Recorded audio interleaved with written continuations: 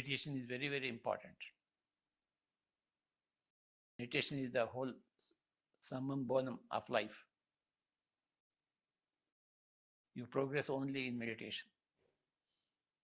Otherwise, in the life, how much you may live, you are still at the same point. Only with meditation you take a quantum jump up. So take quantum jumps in awareness. More number of quantum jumps are required. Meditation means Ana-Pana-Sati.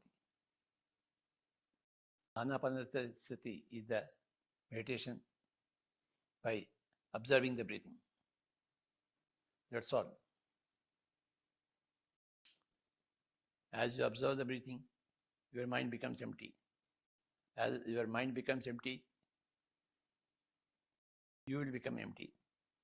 In that emptiness, huge amounts of energy come.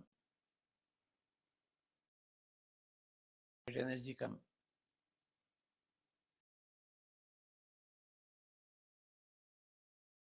Gather a lot of energy in meditation.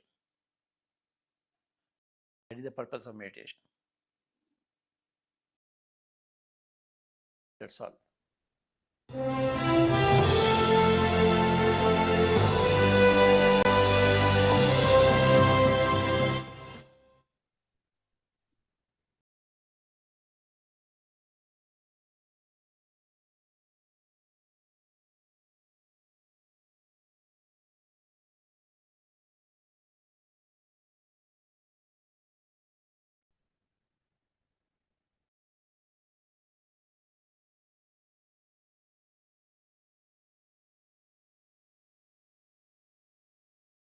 Happy morning, dear friends and masters.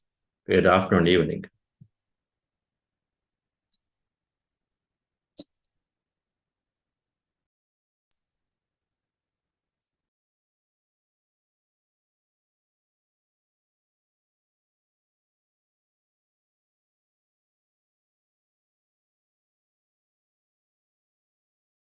Breath-based meditation techniques are the most common.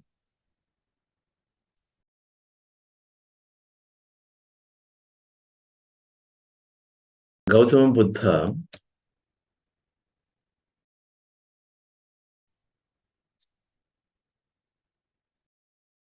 traveled in search of truth till the age in search of truth for 6 years.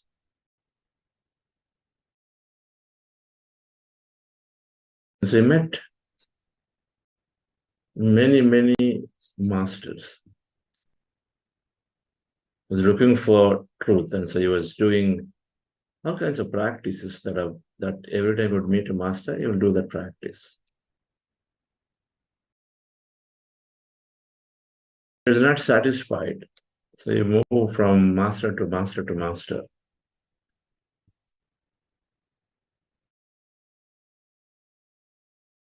At one point, one of the common practices is to go on fasting, eat less and less and less. The tapaha is there, which means that you don't eat anything at all, is how people take extremes. Go into the extreme. A lot of these methods of finding, and then not, because many of them do not know, they go to the extreme. So he was also doing that extremity there. Stopped eating for 3 months. He became a skeleton. Because the mind is not in the right frame. If your mindset is not appropriate, then not eating is not going to help.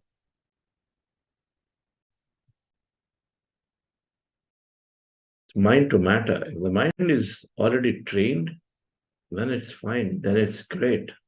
The body is more cooperating by eating less than not eating. By not eating, you move to the state of the no body, the no matter concept. You don't even bother about what is there. So he was eating, not trained in the mind about everything. And so then he became like a skeleton, potentially very fragile, about to die. So then an old woman brings him food, sitting under this famous tree, Bodhi tree. The old woman gives him food, brings him food, then he eats food. But he's taken a vow with a few of his friends that they're not going to eat until they find the truth. But then now he's eating. So the friends were a little bit disappointed. I said, Siddhartha, you don't even keep your word. So we are abandoning you. So they moved away. They moved away because they're pretty angry about what he had done. Didn't matter. Gautama Buddha, he Siddhartha. Then Gautama Siddhartha, he needed to eat, he ate. He practiced many, many things of all kinds of techniques. He was not getting there. And after having that full meal, great meal, and then satisfying this jiva, this body,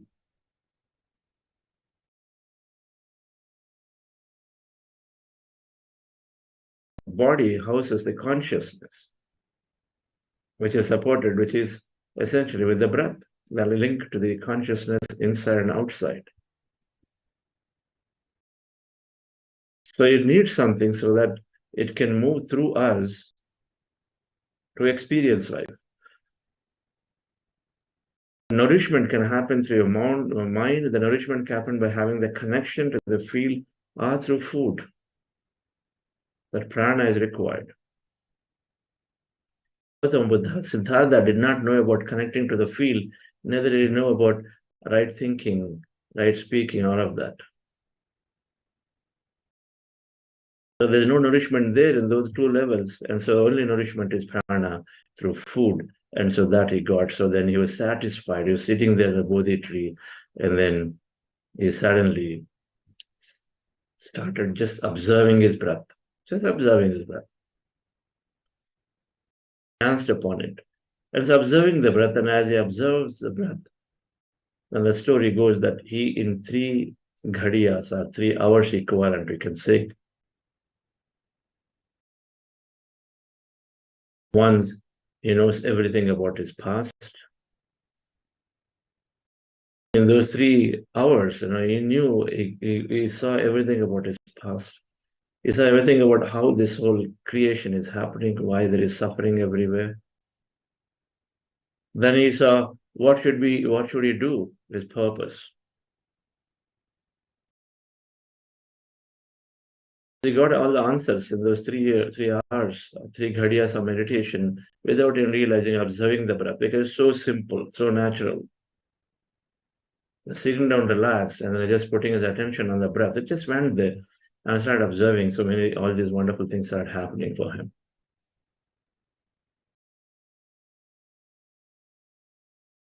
Of course, in a secluded place, is always in that pursuit of it, so less of material distractions, for sure. So then he called it Ana-Pana-Sati, observing your in-breath and out-breath. And so this technique that we are practicing is so seemingly simple, but then it is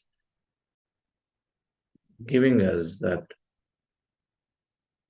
access to the field, making the mind strong, sound mind. So that means that we take more prana in the way we think and feel. We regulate ourselves in those areas, so we have more prana. Meditation, we have significant amount of prana. We excel in our talks, thoughts, sleep, eating, all of that. So more prana.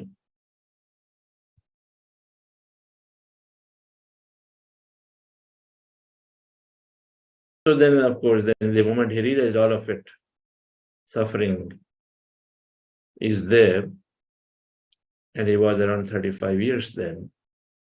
6 years it took him to get to this technique. Some of us, a chance Apana discovered it just by coming into this program.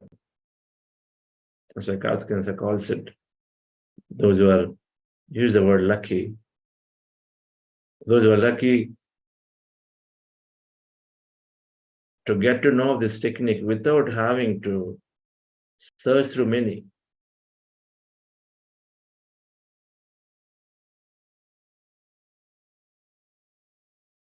Many people use this breath-based technique for meditation, observing the breath so naturally you're going into an empty state of mind. Those who meditate in the world, more than 50%, because whatever you do, whoever you speak to, whoever master you read, then you keep knowing that they recommend breath-based technique. So we are here appropriately. Pratyaharam is the idea. So withdraw senses inward. Aharas, the senses, the food for senses is outward. So it's a material outward matter experience, physical experience. Pratyahara, draw the senses inward to look inward, then you start activating your sixth sense, which is conscious, subconscious.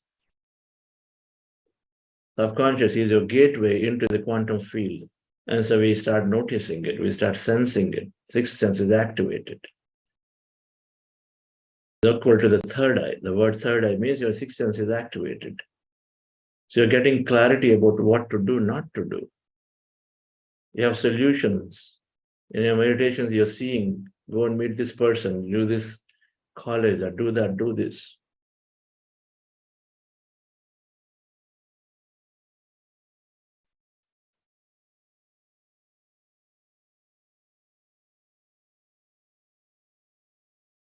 Observe the breath. With eyes closed, so that means we withdraw senses. And then we're withdrawing our thought. That's just the connection. So, dear friends, this technique is used so widely worldwide, and then Vipassana, Goenkaji brought it significantly into the world. Then Patriji. While Osho, Master Osho talked about Ana-Pana-Sati, one of the techniques, but there's a dilution of meditation process into many, many things. They call many things as meditation, which Patriji never agreed. Why would you distract yourself with many things when there is one that can easily take you?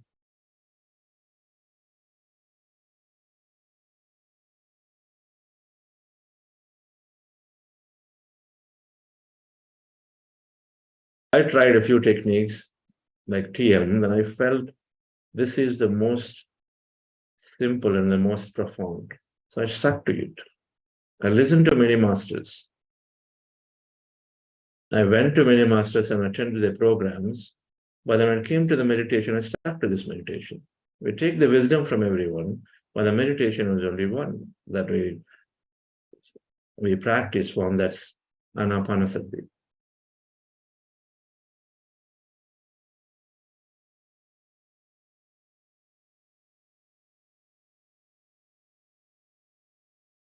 Let's go into our meditation, dear friends. Today, post-meditation, we want to discuss the concepts of the nature of our personal reality, how our experiences are created from nothing to what we are. 6 spiritual science laws. It's a very important concept. It gives clarity, gives us pointers to explore more.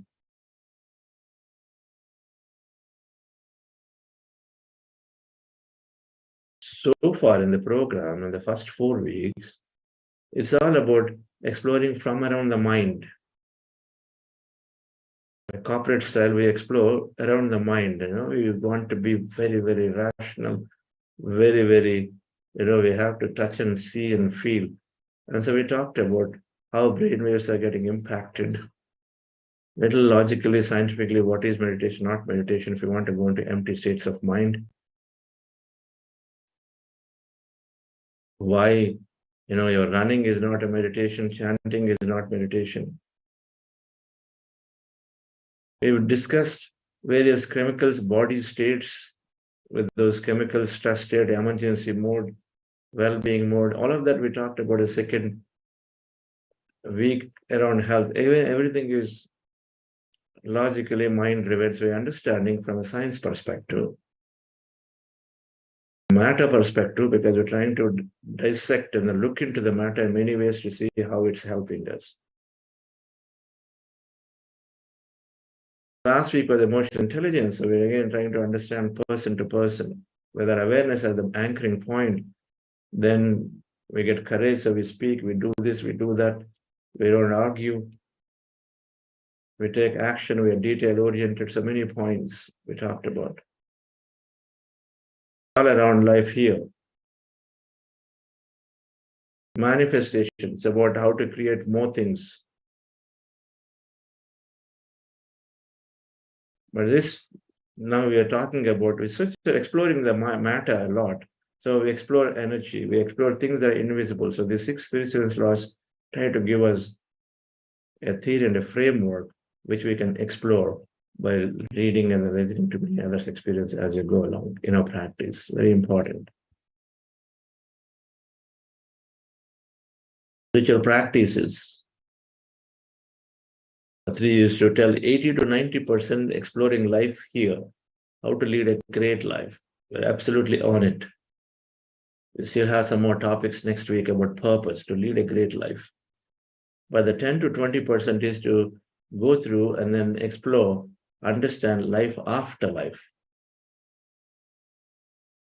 Life after life, life after death, life between lives. What happens there? Exploring the field.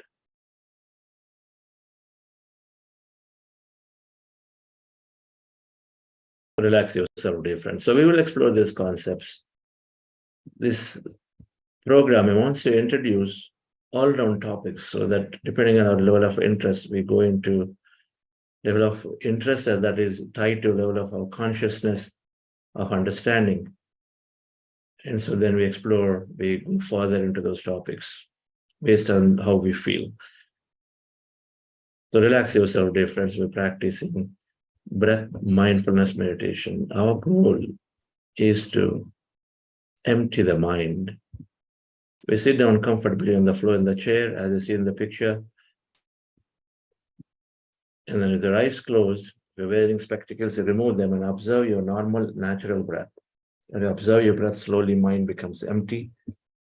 And then we start experiencing many things. We may experience things there in that empty state. If you are experiencing anything involuntarily, observe it. In case you have thought, as you're getting empty and you see, keep getting thought, go back to observing the breath again. And again, try to practice this slowly, you are experiencing emptiness and some kind of meditative states there as energy. When you have those meditative states, witness them, observe them. When you have thought, bring your attention back to the breath. Called breath mindfulness meditation. Before we start this process, we do a small process called heart elevation, which helps us to go into the deeper states of breath mindfulness meditation. So this is for a few minutes. Just follow my guidance, dear friends. Relax yourself. Sit comfortably. Relax your body.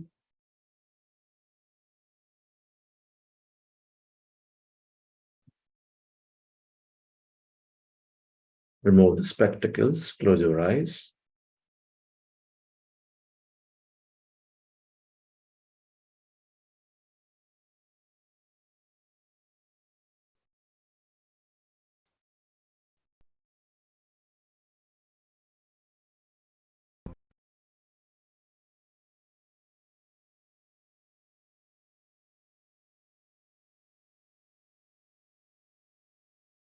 Dear friends, dear masters,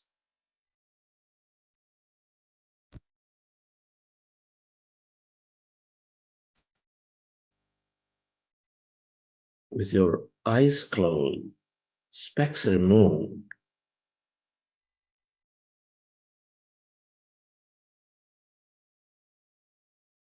Keep your hands on your chest area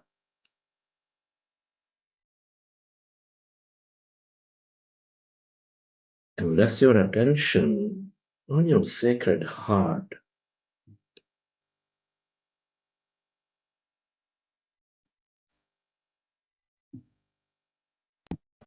Can you feel your beautiful heart? Feel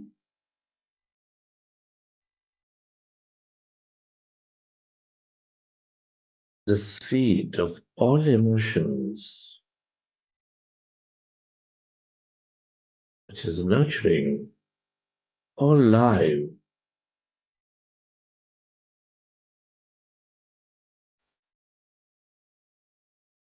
with its energies of love,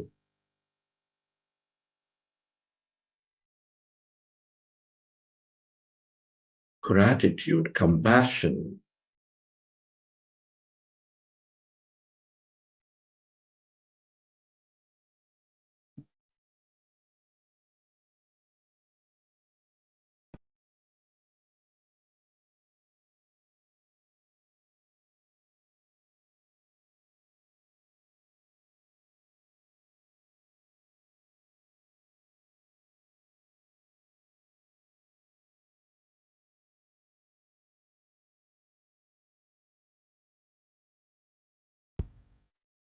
Relive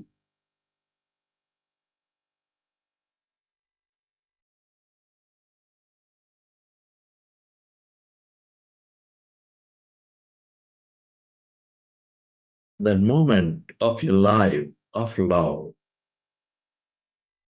and feel that emotion, that energy.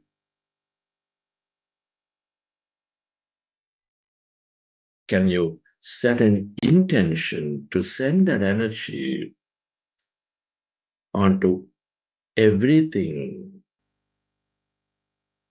and everybody on this planet Earth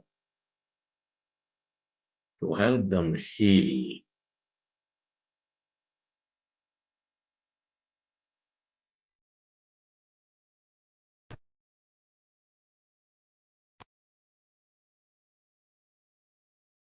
We are all deeply interconnected.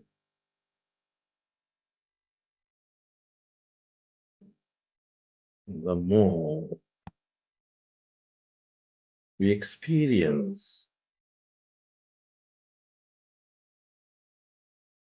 this energy of love, gratitude, compassion, the more we find that connection,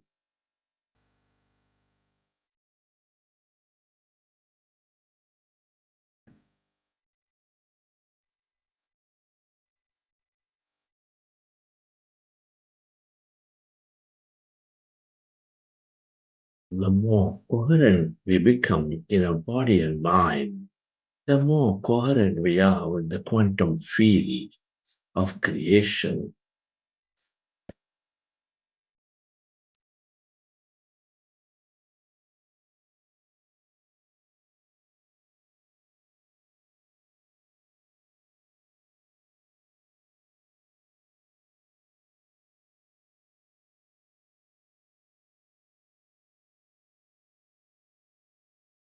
Feel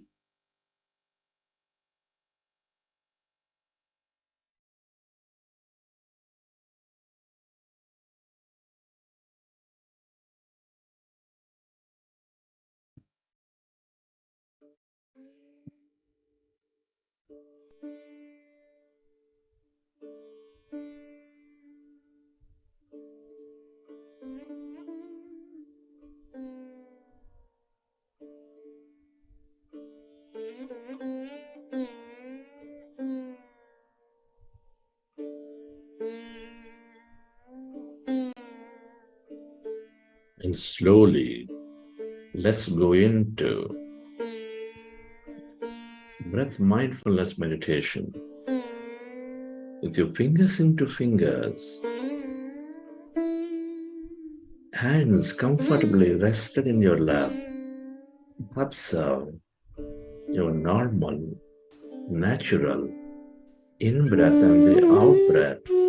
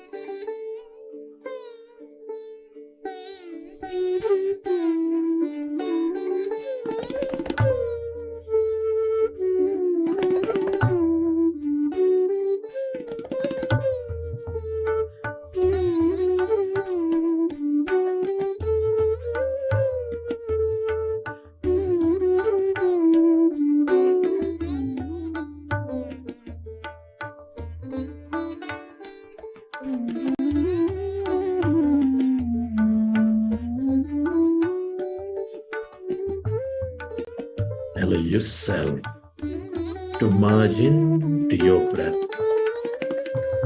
and allow yourself to experience the emptiness inside of you.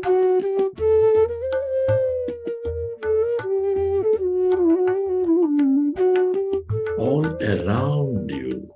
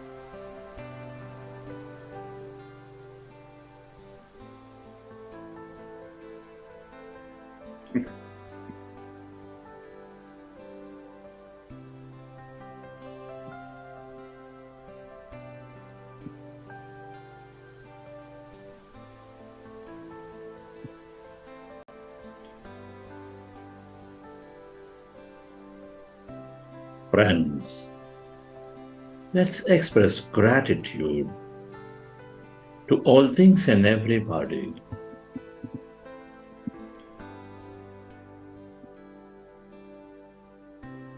To your parents, teachers, mentors, family, friends, colleagues.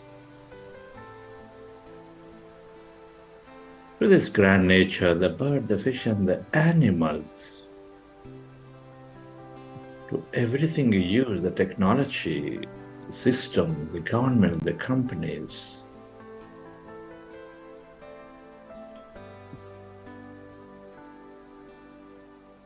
To yourself. And to this intelligent universe.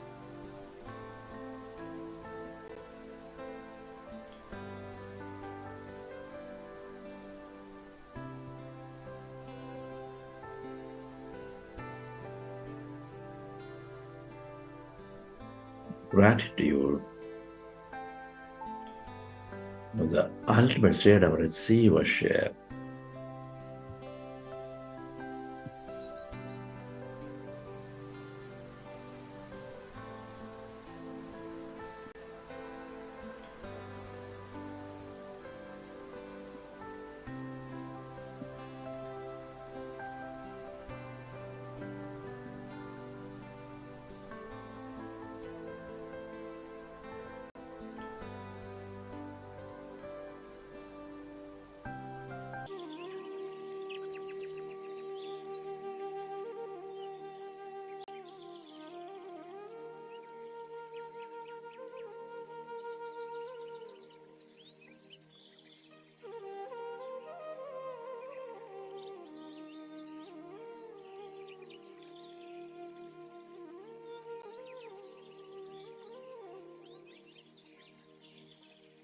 Gratitude is the ultimate state of receivership.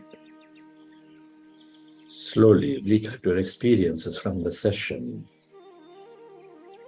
And whenever you're ready, you can keep your hands on your eyes for 5 seconds and then you may open your eyes.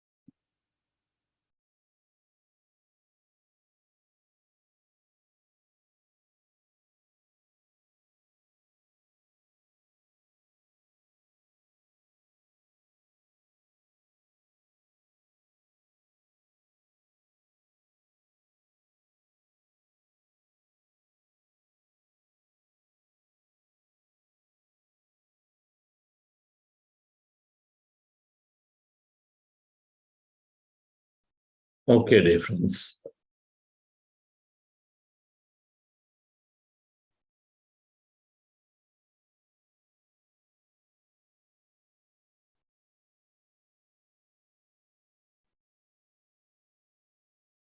The process of finding the right technique is an iterative process. What is right for me? We all try different things. But if you're not clear, it's an iterative process.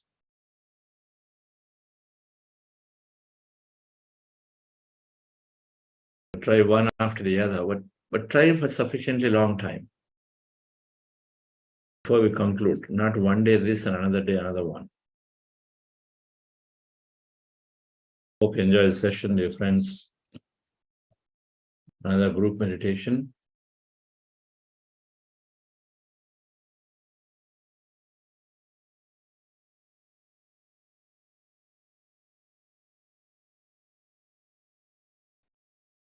Anybody would like to share an experience?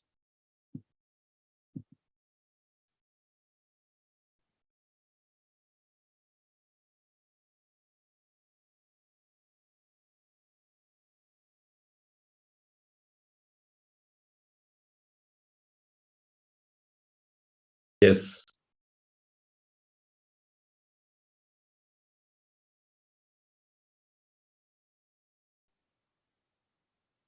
Nitya Vijayan, madam. Hello, sir. Good evening, rather good morning to you. It's been a great journey for me. I'm first time doing the meditation course, so without any knowledge, joining this, it's pulling me every day to get back to this session. It's been a great experience. I can feel the difference. But only thing I would like to ask you is, there are too many thoughts. Initially, first couple of weeks, I was able to meditate better, but as we go through, it's always like too many thoughts going on. So how do I pull it back, to my concentrating on the breath? Like when I hear your voice, it automatically goes back to the concentrating on the breath. But when there is just music going, my thought keeps flowing. Just practice, madam. There's nothing more to it. Just practice. Initially,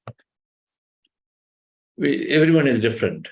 So for some, initial period is tough, then slowly settle down. For some, it's always cyclic. Thoughts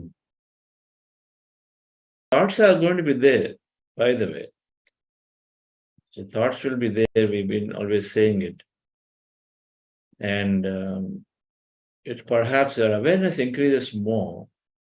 As the practice, more awareness increases more. So we find, it appears that we find more thoughts because we are more aware. But that's all it is. What to measure is, you do keep practicing, but the measurement is the way you feel, the way you are, things are becoming more effortless for you. Those are the measurements. Okay. If you read books regularly, you keep in a high quality thought, more quantity and the more quality, higher inspiring thought. That'll help. That'll help to go into meditations, because this inspiring thought comes down in volume pretty quickly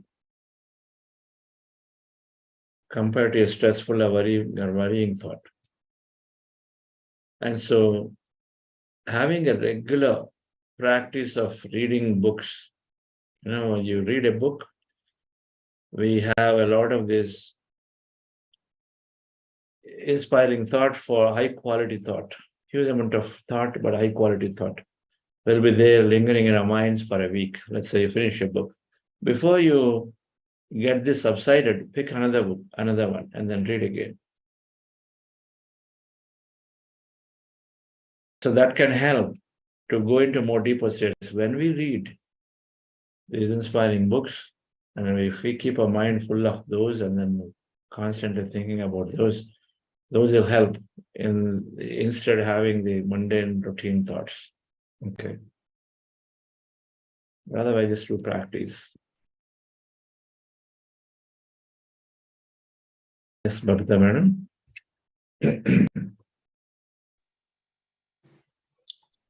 Sincere gratitude. I wanted to share that I chose to take silence for Sunday, Monday, and Tuesday for full moon and the day before. And today I could meditate. I could detach from my thoughts much more easily.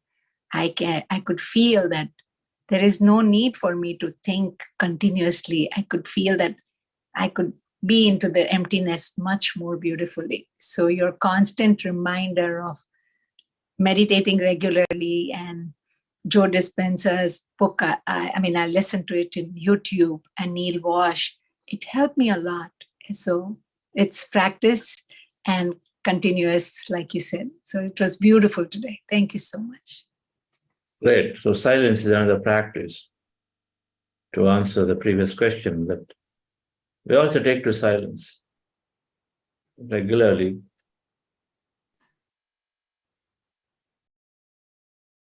Silence and fasting. Lankanam Parama Aushadam. So fasting is one, silence is another. It's a great practice to do. Of course, if we are by nature generally are silent, it's a different thing. But taking to silence is a great way to quieten the mind, to have better experiences, deeper, empty states of mind in meditation. Thank you, Babita Madam. Congratulations. You're going into the empty states quite naturally. Thank you, sir. Yes. So I'd like to talk about this important concept today, and then tomorrow we're going to cover this in 2 days. 6 theories of nature of personal reality. Meaning, how are things created for each of us? Is everything starting just from here in this life? We are born out of womb in a delivery in a hospital or somewhere, and then is that where our life experience start? Which came as bones and molecules and flesh. And then is that where it's starting all for us and then ends the moment we do our last breath is done? Does it end there? But is there continuity?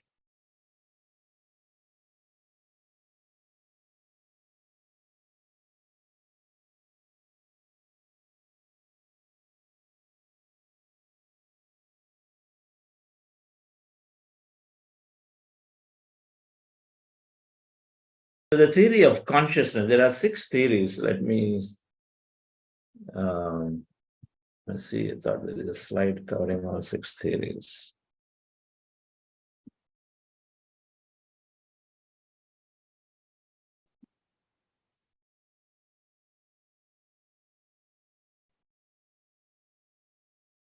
For a moment, don't bother about what's on the left side, but look at the right side. Theory of consciousness, a theory of reincarnation, theory of cause and effect are also called popularly law of karma, theory of progression, constant progression, theory of yoga, meditation, and theory of infinity. 6.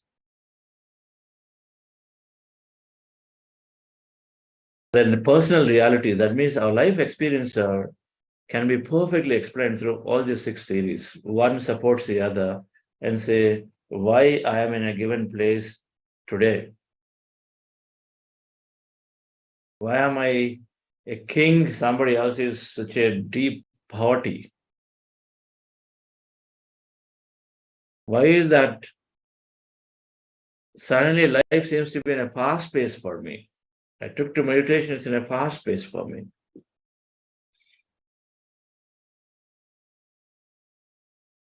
Consciousness, theory of consciousness, theory of reincarnation, theory of cause and effect of karma, theory of constant progression, theory of meditation / yoga, theory of infinity. 6 theories.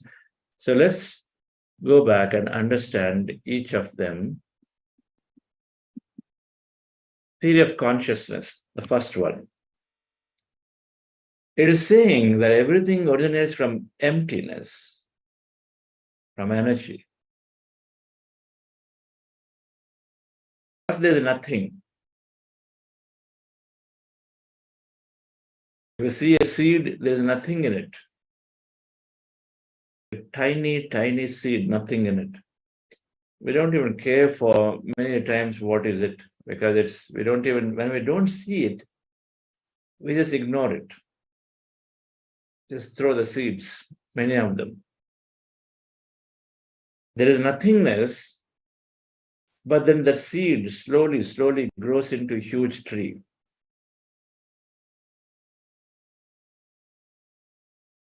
Always there is this whole emptiness. Quantum field is empty and it's all nothing is there. But then something originated out of it.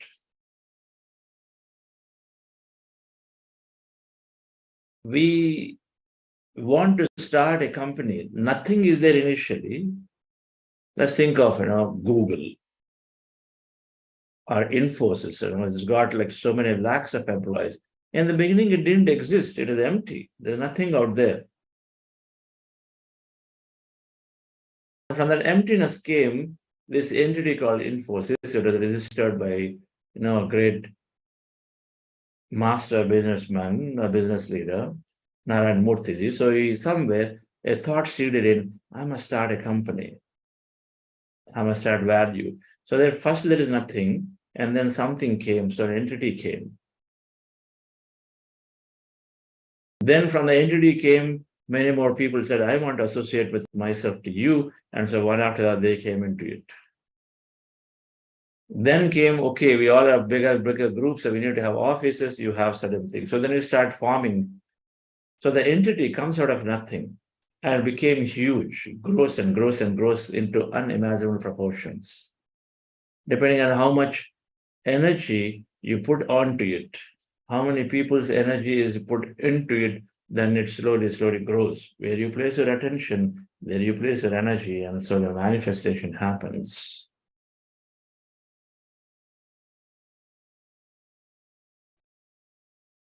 So the first thing that we understand is that there is emptiness, there's energy, there's nothingness initially, and then from nothingness comes something that sprouts, life sprouts. Stones are there. We don't even look at them. We don't even care for them. They're boulder stones that are there on the street side. We just pass by. But a sculptor takes them and then starts working on them, and then working on them, and then suddenly something beautiful emerges out of it, a beautiful statue of Buddha.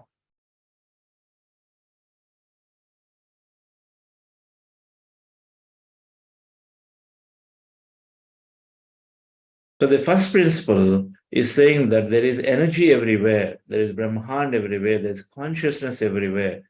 That's now quantum field. It says the quantum physics is saying that there is this quantum energy field everywhere, which is empty, which is energy.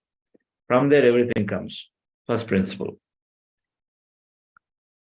It comes and then it changes its shape from one to the other to other to other. The tree grows and grows and grows, and finally it perishes, and all of it goes in, but it changes its shape. It forms into something new.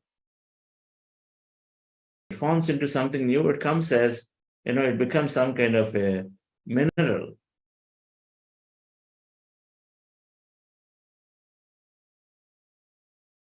Eventually becomes eventually maybe some fossil fuel. It has a different shape.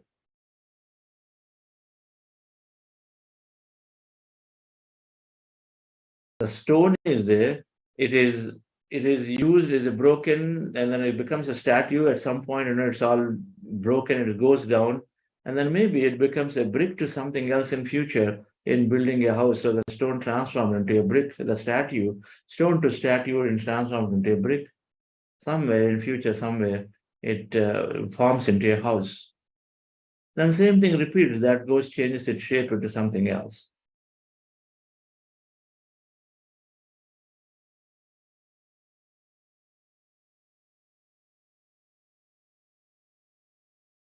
So from nothingness, something originates, and then it goes back into it. It's called Srishti Sthiti Laya.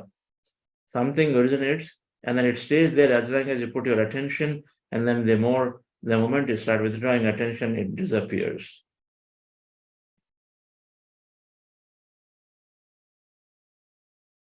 Emptiness to emptiness cycle is happening.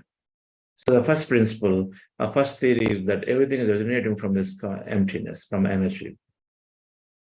Then second is saying that if we are coming in, and then something is created, and then it stays here for some time, and then it slowly transforms into something else. It disappears, but it comes back as something else. A tree becomes manure for something for other plants to grow in future. After a long time, becomes minerals, becomes part of something else to become a mineral. And so then the mineral is mined, and so it becomes silver, gold, something else. So there is life sprouting from this emptiness, and then comes and goes. And this is reincarnation. We are energy, we're becoming matter. Somebody is observing, so we become matter. We are here experiencing life and going back as energy when we are done with it. We all are constantly coming out of emptiness, and then we experience here, as long as we have put our attention onto it. We experience life here until the time we put attention onto it. The moment we say, my life is done, I don't think I have much to live here for. And so the moment we have these kind of thoughts, we withdraw, then automatically we disappear from here. And then reincarnate back again as everything is coming back again and again.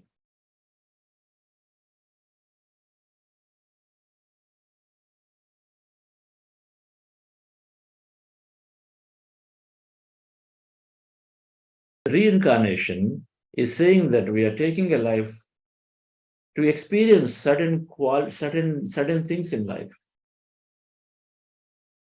Yesterday I was talking about this concept quite a bit. So reincarnation is where we are taking lifetimes where we have significantly type of our life experiences are governed by certain constraints that we take in, so that we have a set of experiences. And a Hindu having a certain religious experience than a Muslim having a different religious experience than a Christian. But they have different experiences. The whole lifetime we are that.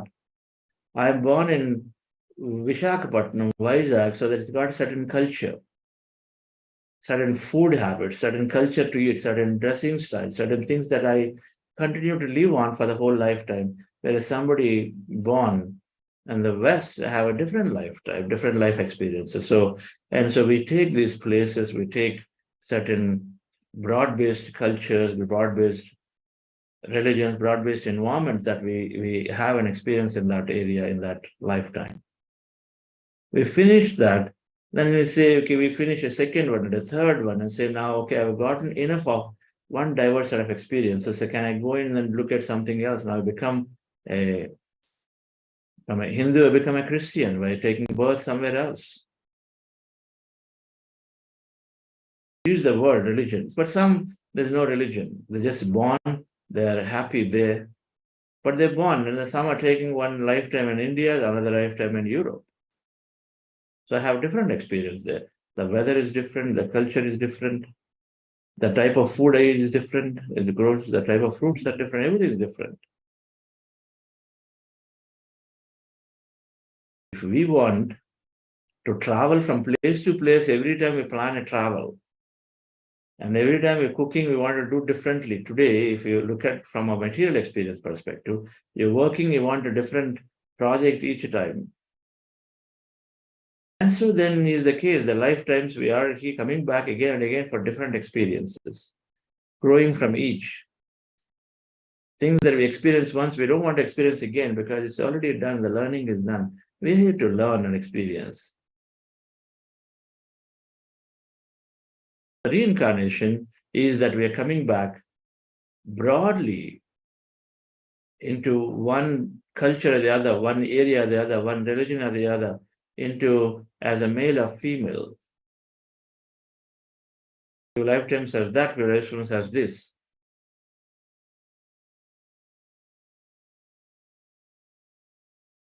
Dr. Newton has written a book, The Science of Past Lives. One can read that book.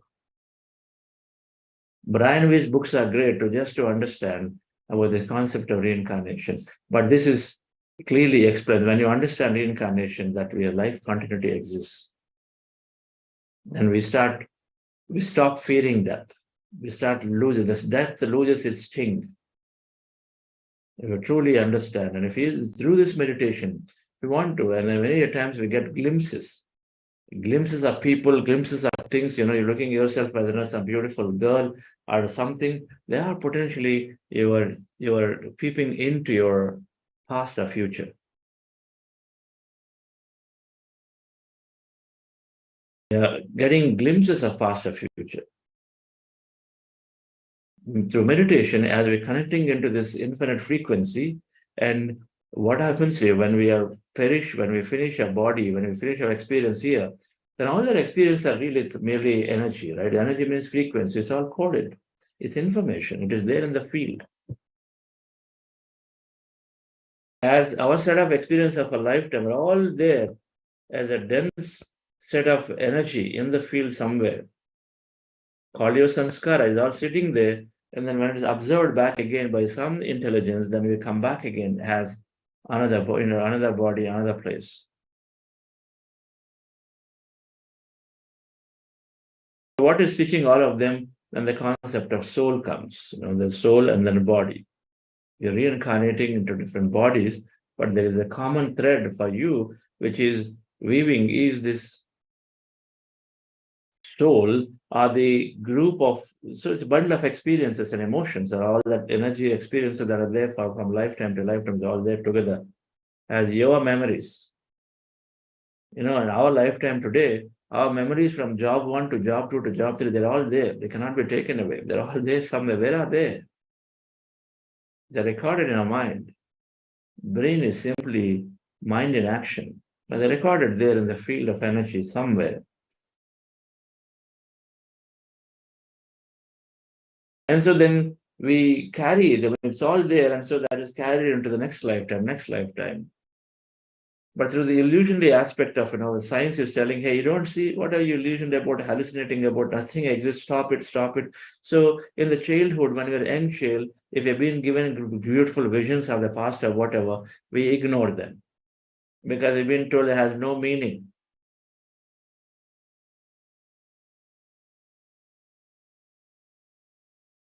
To read cases from whether it's regression, and even how as young children we are snubbed off. When we persistently get a dream, is snubbed off.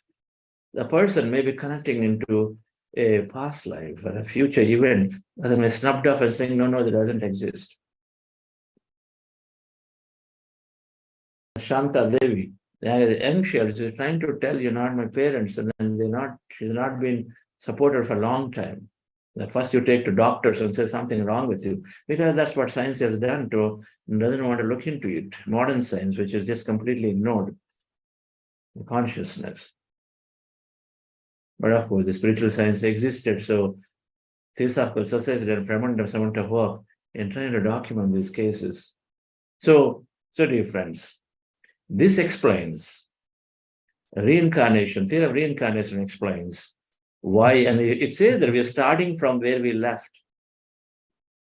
One lifetime we are experiencing up to 5th grade. We finish 5th grade, we start 6th grade. We start from where we left.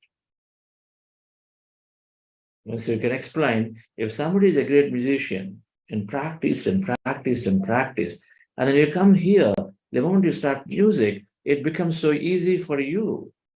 While somebody else is struggling to even get the voice modulation, where for some it becomes very natural for them to just start off and then say, your teacher is singing and you're also singing pretty easily. However complicated that raga and the tune is, you're able to just pick up and then do it. It becomes a natural to you. Why? Because you started the practice much before.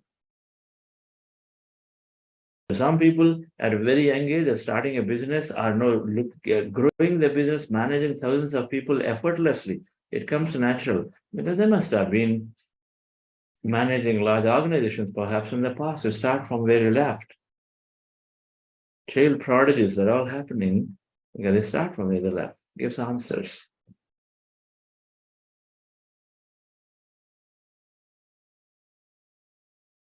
If we wanted a lot of challenges and adventures, and then we are somewhere in the middle of the adventure, we come here and then go through that adventure.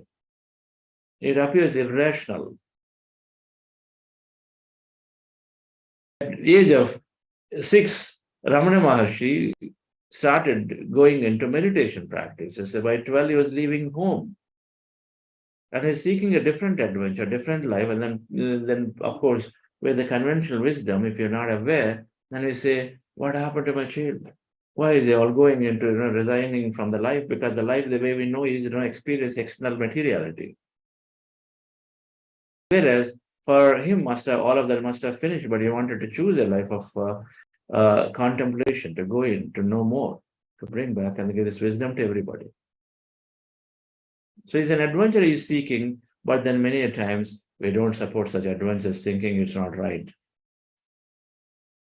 taking cancer, taking all these life challenges of business failures. Many of them are adventures we're seeking. But a law of theory of reincarnation is telling that now at a broad level, we take experience of a lifetime that do not change. And if I'm an IT person, then I'm doing my entire career into IT. A lot of work I do in computers. If I'm doing, into film industry, perhaps I'm going to carry that for a few lifetimes. Different types of experiences before we switch into areas and domains. But reincarnation must tell us that there's no death.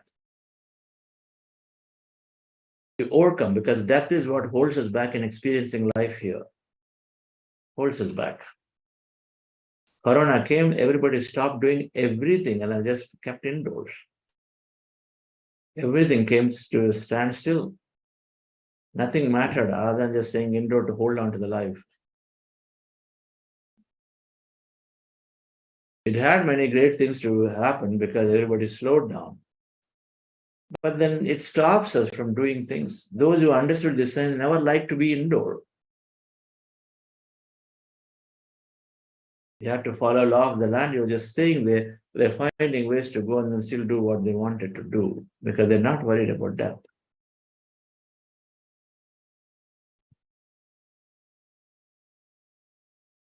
So dear friends, the next one then is theory of cause and effect, law of cause and effect. We're going to understand these things from tomorrow. Tomorrow we'll dig through to understand 3, 4, 5, 6. First, there is nothingness. From the nothingness comes something, and then it stays on and then disappears, and then comes back as another form, stays on, disappears, and stays on, disappears. We find great use for our furniture. It comes as something, and then it's broken down, and we reuse it for some other purpose. We repurpose it. And so reincarnation is saying that we're coming back again and again. Jatasya dhruvam mrityuhu dhruvam janma mritasya cha. What dies comes back, and then what comes back must die.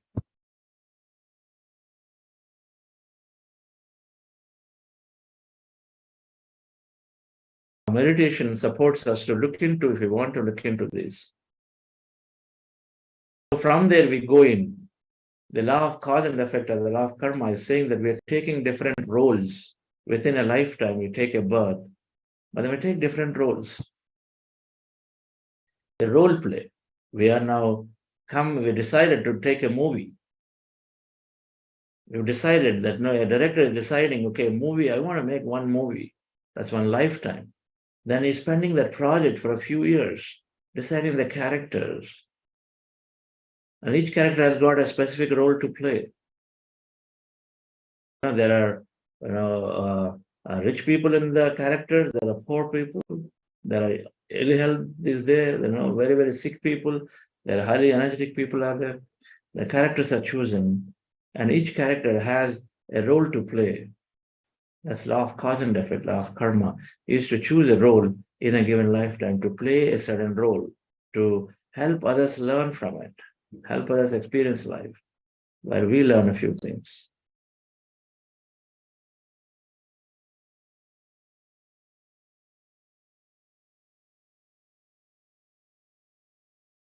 We look into what's law of cause and effect. So from taking birth after birth after birth, we have some understanding why that Sony Idol girl is singing so beautifully like Lata Mangeshkar.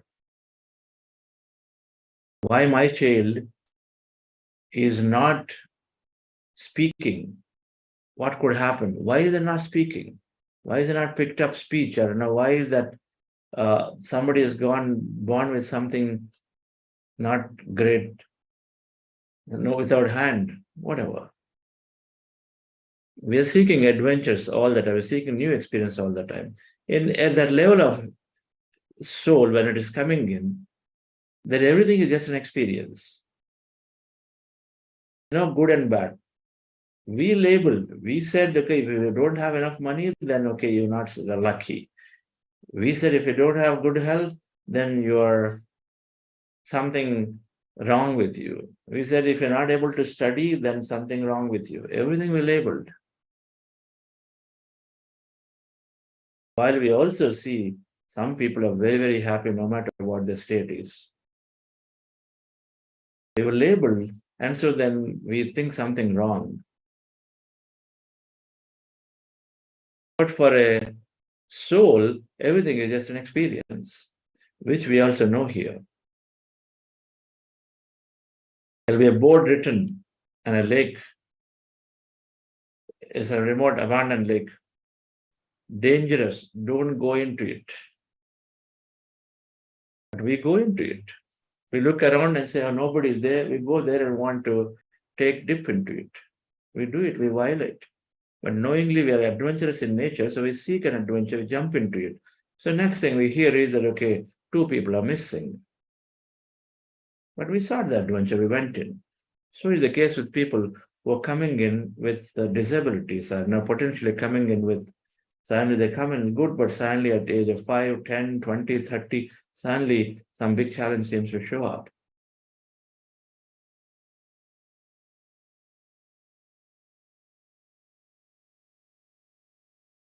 All part of what we call the plan.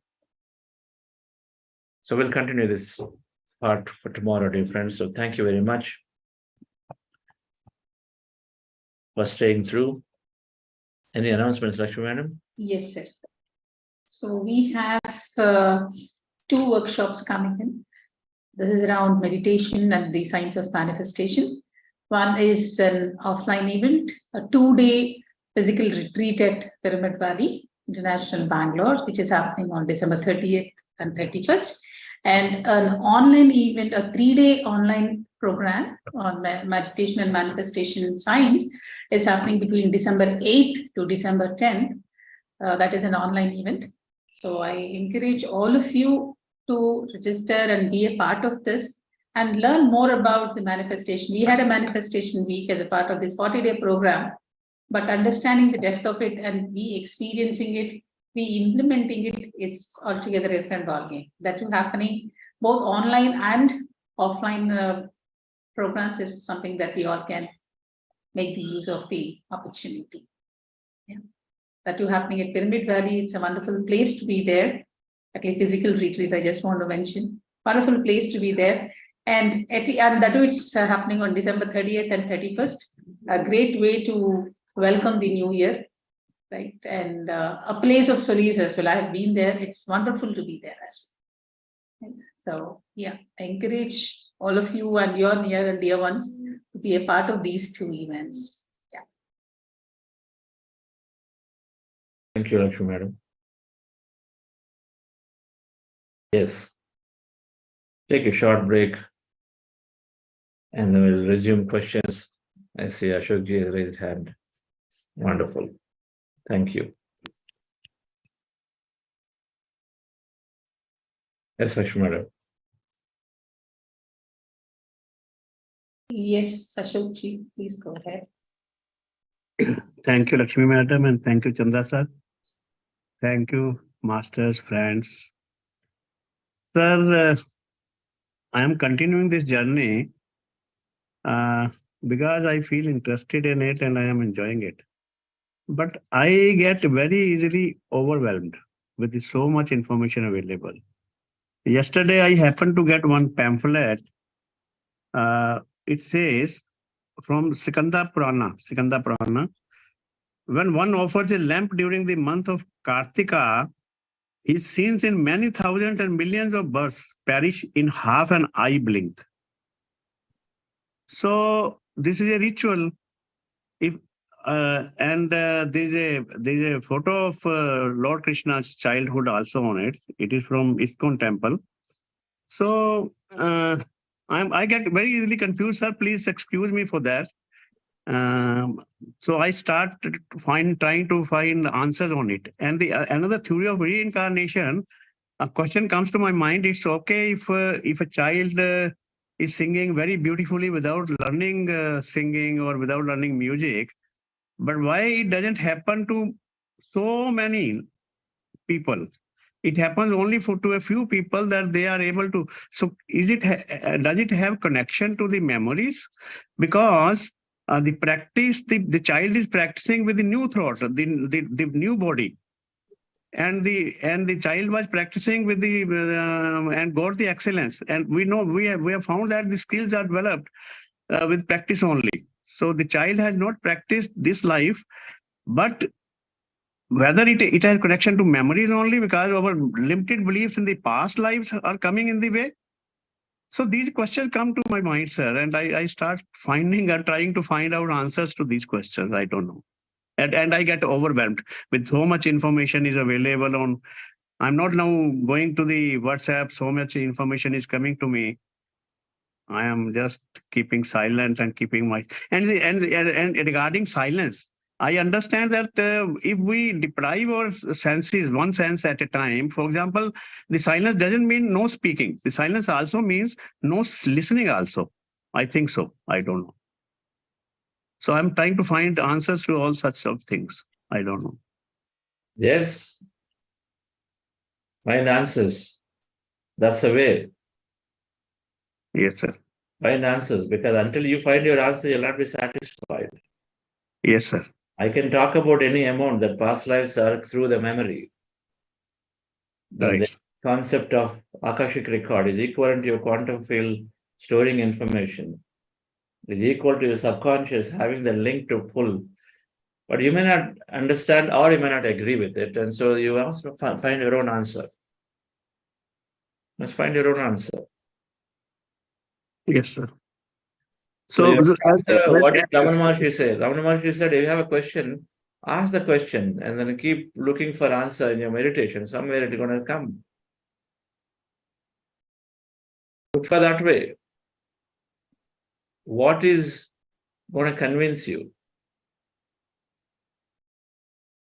Regarding, sir, any of the answers you want, there are multiple ways to do it. You talk to people, they're telling you something, you're reading, they're telling you something, and then you go into meditation, it tells you something more. So then at some point you come to a conclusion that yes, this is the answer.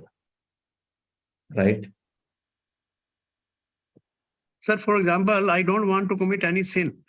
I may be doing it unknowingly. For example, if I am killing an ant under my feet without knowing that the ant is under my feet. So I may be committing sins, but I'm such a soul, I don't want to commit sins knowingly. So first of all, no concept of sin. So we understand that aspect. Yes, sir. I said earlier, reincarnation, as I'm talking about, it's an experience.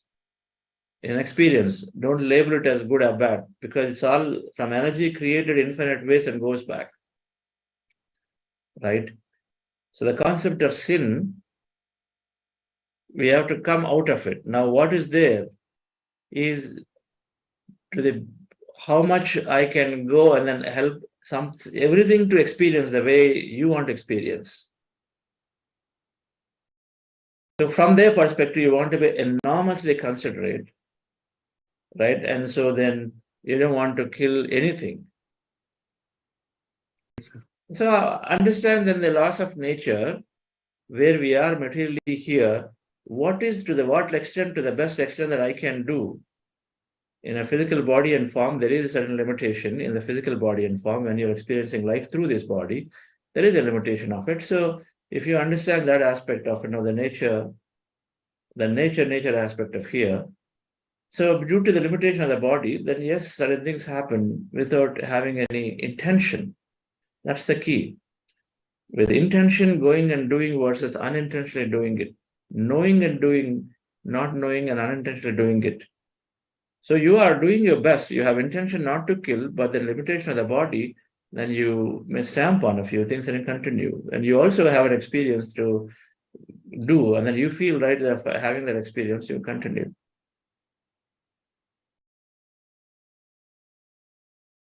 Labeling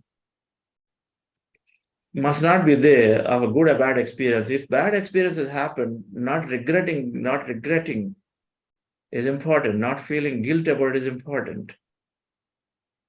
Because eventually we are labeling it to something. It's okay. If somebody who does not ever feel guilty of anything, I just find going on creating it. It's just an experience. Very difficult to understand. If you now feel guilty of anything, and that's where you're going to get to. You're righteously doing your best to not harm something, not interfere into something, and beyond that, you're carrying on with your life with your own experience.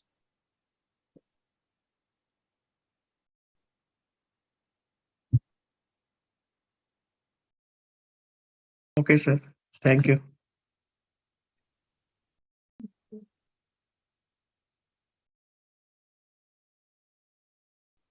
Yes, Lakshmana. Hello, sir. Namaste, sir. This is Veer. Yes. Sir, there was a program, another one in Kartal. There was an announcement last week that there is a Kartal program from December 21st to 31st. But I didn't hear any news about it, how to attend and how to register the procedure and all. There won't be registration. The flyers have not come out from that organization yet, from Hyderabad Trust. When they come, the English flyers particularly have not come. So when they come, we'll send. But it happens from December 20. Lakshmi Madam, please talk about this event. So we can directly go in, step in? Just listen to Lakshmi Madam, yes. Okay. Yes, Vijay, you can directly go in. You can witness a wonderful, we say that for every year we have a Kumbh Mela, and for every 12 years there is a big Kumbh Mela happening, right? Where all the seekers come there. Similarly, every year we have something called as a Dhyana Jagath happening in Hyderabad, right? Where there is a lot, there we get to see a lot of masters coming in together, doing a group meditation, which starts probably around 5, right? 5. It's a 3-hour meditation, long meditation that happens.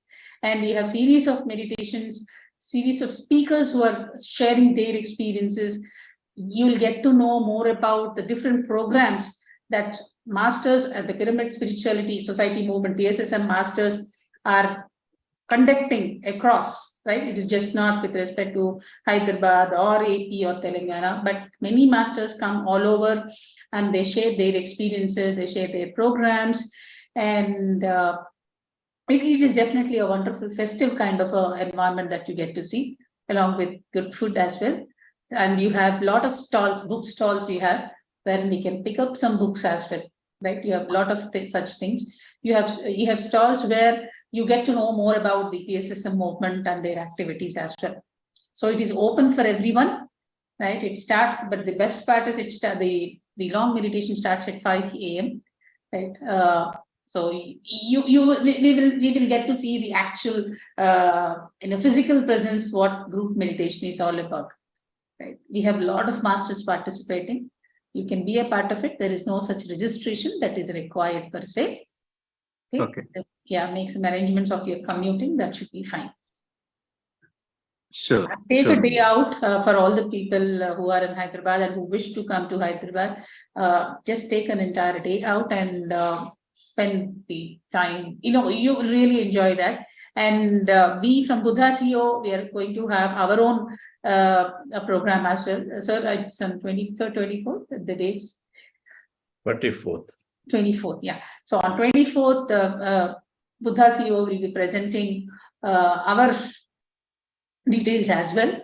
So you can plan it for those days. And if you can make it all the 10 days, that would be great. Sure, ma'am. Thank you. Chandra sir, I have another question. Earlier, I did communicate with you about our portal, Panzipi event management portal, where we can part of this organization, where we can post your events in our portal. I didn't receive any communication after that. Can you help me? How can I be part of your network so that we can use our portal? That's right. So no one communicated, no one touched base with you on this? No, nobody communicated with me. Okay. I can leave my number one more time. I think we have a contact.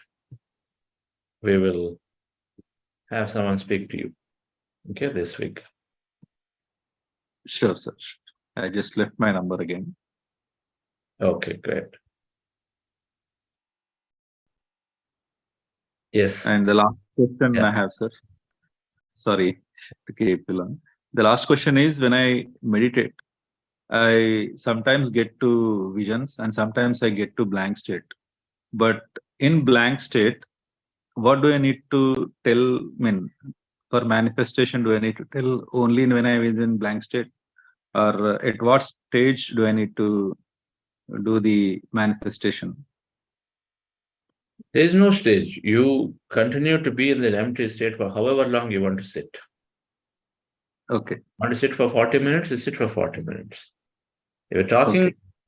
our meditation, which is packed into what we call a manifestation meditation, always has an Ana-Pana-Sati segment for a certain amount of time. So sit through the whole time. And then when the music changes, when I start guiding and saying, now is the time to imagine, you do it that time, right? So that's a fixed track. Okay. But now if you want, you're doing on your own a meditation for 1 hour, sit down for 1 hour or half an hour, sit down for half an hour. That's an independent process. And then at the end of the meditation, where you are generally in this low thought or no thought state, that's the time to start visualize and dream. Okay. If you take the tracks that are readily available, then everything is part of it. So you're just going with it. Okay. But when we're sitting for Ana-Pana-Sati, we're not visualizing. We are sitting through it. If I have 20 minutes and I still want to get my visualization going, I'll spend 10 minutes in Ana-Pana-Sati and then 10 minutes I visualize. Right? I do that, no problem. The only thing I have is 10 minutes and then I want to visualize because I just feel great about doing it because I already got my Ana-Pana-Sati done sometime before. So just visualize the 10 minutes, no problem. Okay. Or vice versa. I only have 10 minutes. Forget with Sure, sir. I want to get to my. Thank you. Thank you for Yeah. Sarika ji, you can go ahead. Sure, sir. Thank you, sir. Yeah, Namaste Chandra sir, Namaste masters and my dear friends. So, yeah, I would like to share yesterday experience. So I can relate with I think reincarnation. So yesterday I have a experience of means with we meditate with Patriji. In the stage we done the meditation. After completing the meditation, I have prepared kesari bath for him. So he had a kesari bath and finally just he indicate like that. See, that's it. So I want to know what is the means. How can I relate? Even I didn't meet in physically or in. So I want to know that yeah, how I can relate to this reincarnation or yeah, that is a question for me, sir. It need not be reincarnation. It is just suppose you're going out to shopping mall and you meet there Ashok Mittalji. Right? You go in a shopping mall, you meet Ashok Mittalji in a Starbucks there. So what do? You just meet them and then say something, come Ashokji, I'll give you a, what do you like, cappuccino or this, and then you're gonna get him that, right? So it's like that. So you're meeting somebody in the energy presence in a different frequency. Okay. Meeting.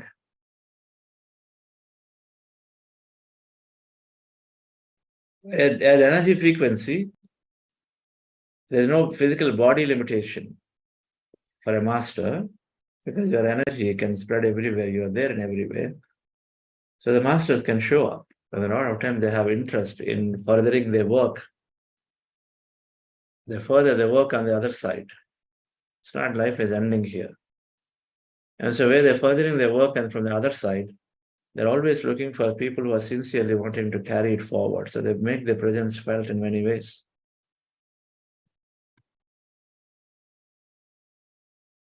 They're not random occurrences. They make their presence felt in many ways.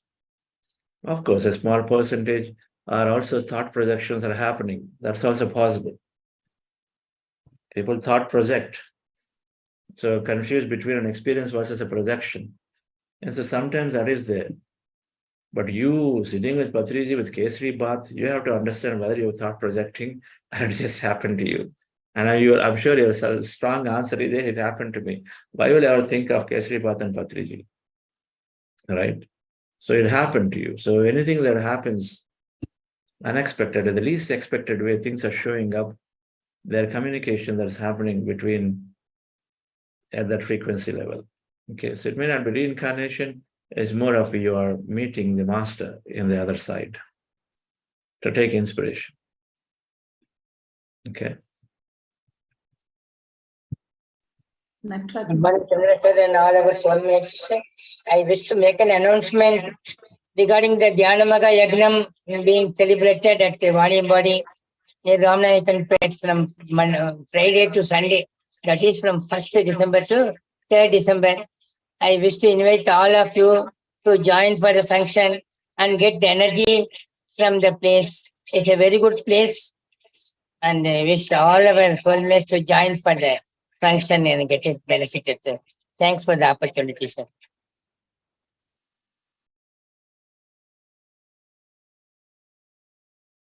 There is a meditation center, a mega pyramid being built called Agastya Pyramid Center near Vellore. So in Tamil, December 1, 2, 3, a 3-day annual function that happens called Dhyana Jagath, similar to the one in December that Lakshman spoke in Hyderabad, which is at a mega scale. But this one happens in a smaller scale in Tamil. And so that's what Natarajan is talking about, December 1, 2, 3, near Vellore. If you search for Agastya Pyramid Center, then you will get information. So those of you from Tamil Nadu particularly, that are wanting to attend a function, again, meditate in nature and ashram, that's the place to go. It is upcoming ashram. It's got already 2 pyramids where 100+ people can sit and then meditate. It's going to be a beautiful group meditation again happen, maybe with 1,000 people together.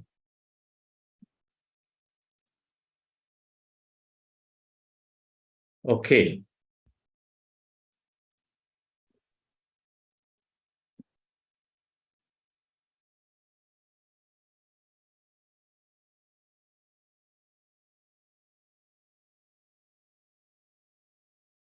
Okay, friends. So we'll conclude here. So we'll see you all tomorrow. Thank you.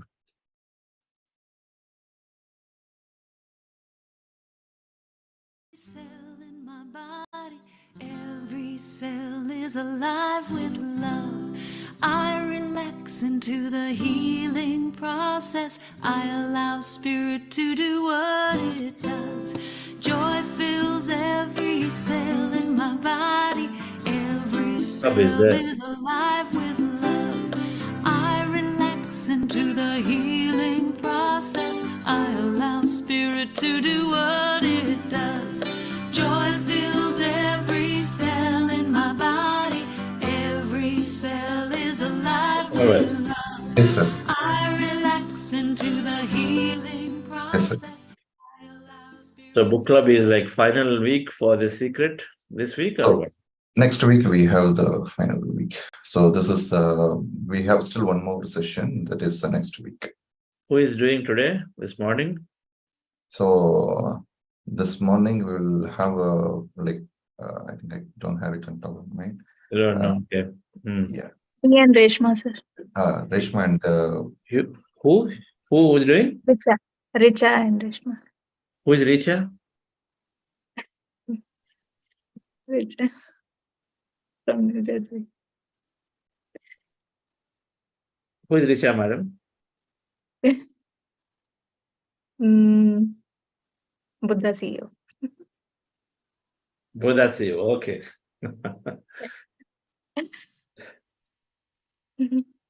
Glad you said that. Okay, great. So what's going on in the so far? We have covered we have covered about the secrets, how to use the secret to get to manifest money, relationship, health.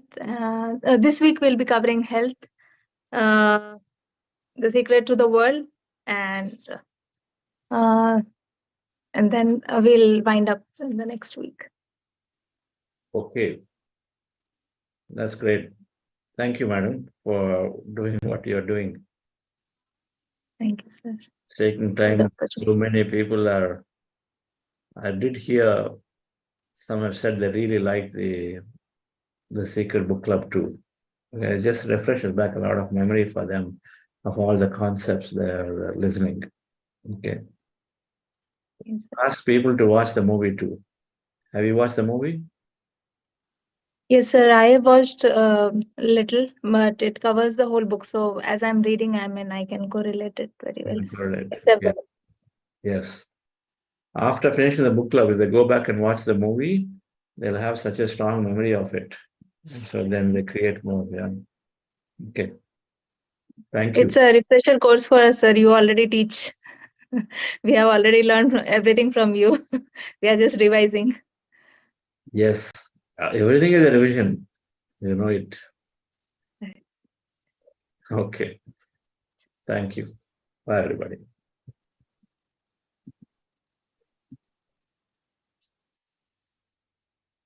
Thank you all. We'll meet you all tomorrow morning, 6 a.m. IST. Have a great day.